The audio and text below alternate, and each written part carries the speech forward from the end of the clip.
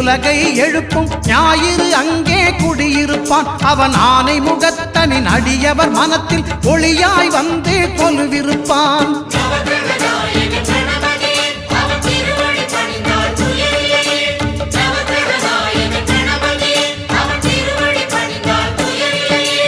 ஒன்பது கோளும் ஒன்றாய் காண அங்கு கற்பகம் என்னும் கடவுளின் மெய்யில்